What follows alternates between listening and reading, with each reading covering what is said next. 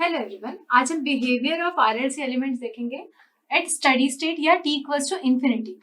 जब भी कोई सर्किट आरएलसी एलिमेंट से कनेक्टेड है, साथ में वो किसी इंडिपेंडेंट सोर्सेज से कनेक्टेड है लंबे समय के लिए, लंबे समय मतलब theoretically infinite amount of time और प्रैक्टिकली 5 टाइम कांस्टेंट तक, यदि उससे ज्यादा तक कनेक्टेड है तो इसका मतलब वो स्टडी स्टेट अचीव कर चुका है। तो मान लीजिए कोई रेजिस्टेंस की बात करते हैं, यदि हम पहले एक रेजिस्टेंस है, रेजिस्टेंस के केस में क्या होता है, ये कोई बैटरी लगी है हमारी, यहाँ एक रेजिस्टेंस है कनेक्टेड जो कि लंबे समय से इस सर्किट में है। तो आई आर ऑफ इन्फिनिटी क्या होगा, स्टडी स्टेट की बात करें तो ये आर है, ये ठीक। तो आई आर ऑफ इनफाइनाइट क्या होगा, वी बाय आर। साथ ही साथ वोल्टेज अक्रॉस रेजिस्टेंस क्या होगा स्टडी स्टेट में, वी के बराबर। ये पूरा का पूरा वोल्टेज कहाँ अपियर हो रहा है, रेजिस्टेंस के अक्रॉस अपियर हो रहा है, इसलिए ऐसा होगा, ठीक। अब बात करते हैं इंडक्टर की। इंडक्टर के केस में क्या होता है, इंडक्टर के अक्रॉस एनर्जी क्या होती है, स्टोर जो एनर्जी होगी इंडक्टर में वो क्या होगा, हाफ एल आई स्क्वायर, ठीक। अब इंडक्टर से जो फ्लो हो रहा करंट होगा स्टडी स्टेट में वो क्या होगा, कांस्टेंट हो जाएगा, क्योंकि स्टडी स्टेट में करंट जितना इंक्रीज हो जाना था उतना हो चुका, और अब वो क्या रहेगा, कांस्टेंट मेंटेन रहेगा। इसका मतलब जो एनर्जी आपकी रहेगी वो क्या हो जाएगी, constant and maximum, maximum and constant, क्योंकि करंट आपका क्या हो चुका है, मैक्सिमम करंट को अचीव कर चुका है और कांस्टेंट हो चुका है। इसका मतलब जो एनर्जी रहेगी वो मैक्सिमम रहेगी एंड कांस्टेंट रहेगी स्टडी स्टेट में। वोल्टेज क्या होता है इंडक्टर के क्रॉस, वोल्टेज होता है L D I by D T, voltage आपका होता है L D I by D T. I आपका क्या है, आई आपका है मैक्सिमम एंड कांस्टेंट, कांस्टेंट का इंटीग्रेशन क्या हो, डिफरेंशिएशन क्या होगा, जीरो होगा। इसका मतलब स्टडी स्टेट में इंडक्टर के क्रॉस वोल्टेज क्या रहता है, जीरो रहता है। जीरो वोल्टेज का क्या मतलब होता है, जीरो वोल्टेज का मतलब होता है शॉर्ट सर्किट। इसका मतलब स्टडी स्टेट में इंडक्टर कैसा काम करता है, शॉर्ट सर्किट जैसा काम करता है, ठीक है। हमने एनर्जी देखी, एनर्जी का रिलेशन ये होता है, करंट क्या होगा इंडक्टर से, करंट जो होगा वो मैक्सिमम रहेगा और कांस्टेंट वैल्यू को अचीव करेगा। इसका मतलब एनर्जी भी जो रहेगी आपकी वो मैक्सिमम में कांस्टेंट हो जाएगी स्टडी स्टेट में।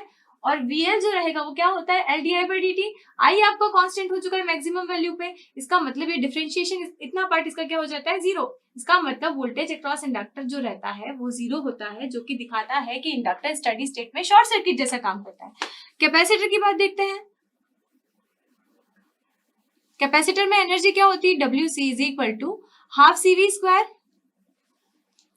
कैपेसिटर में स्टडी स्टेट में वोल्टेज कितना होता है, वोल्टेज कैपेसिटर यदि फुल्ली चार्ज हो चुका है तो क्या उससे ज्यादा चार्ज होगा, नहीं। जितना वोल्टेज आपने सप्लाई दिया हुआ है V सप्लाई, यदि वो V सप्लाई तक आपका चार्ज हो चुका है, capacitor VC is equal to V achieve कर चुका है, तो क्या उसके बाद उसके अंदर और एक्सिट करेगा वोल्टेज, नहीं एक्सिट करेगा। इसका मतलब ये वोल्टेज जो कैपेसिटर का रहेगा ये क्या हो जाएगा स्टडी स्टेट में, मैक्सिमम एंड कॉन्स्टेंट।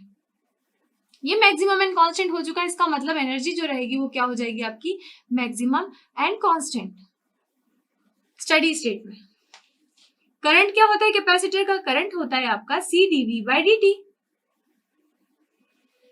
तो यदि वोल्टेज आपका क्या हो चुका है, मैक्सिमम एंड कांस्टेंट, कांस्टेंट का डिफरेंशिएशन क्या आ जाएगा, जीरो। इसका मतलब स्टडी स्टेट में करंट थ्रू कैपेसिटर जीरो होता है, करंट थ्रू कैपेसिटर जीरो होता है। इसका मतलब कैपेसिटर कैसा काम करता है, ओपन सर्किट जैसा।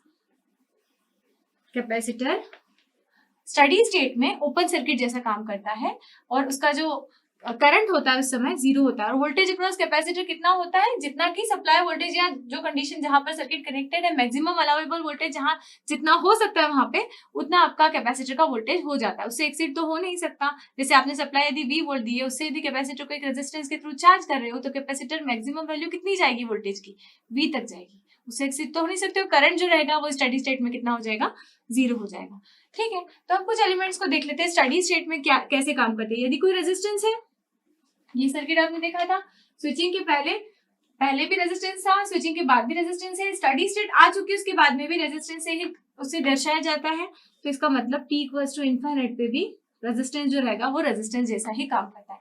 इंडक्टर कैसा होता है, इंडक्टर को आप इंडक्टर से दिखाते हैं जनरली, पर जब स्टडी स्टेट अचीव हो चुका है तब कैसा काम करेगा, एक शॉर्ट सर्किट जैसा काम करेगा। कैपेसिटर कैसा दिखाता है, कैपेसिटर को कैपेसिटर जैसा इंडिकेट करते हैं, लेकिन जब स्टडी स्टेट आ चुकी है तो कैपेसिटर कैसा काम करेगा, ओपन सर्किट जैसा काम करेगा, और उसके अक्रॉस क्या होगा, वोल्टेज होगा, ये V वोल्टेज। ठीक, तो ये कुछ कंडीशंस है जो आपको ध्यान में रखनी है जब भी आप प्रॉब्लम सॉल्व करेंगे, तो आपको इन सब चीजों को ध्यान में रखना है।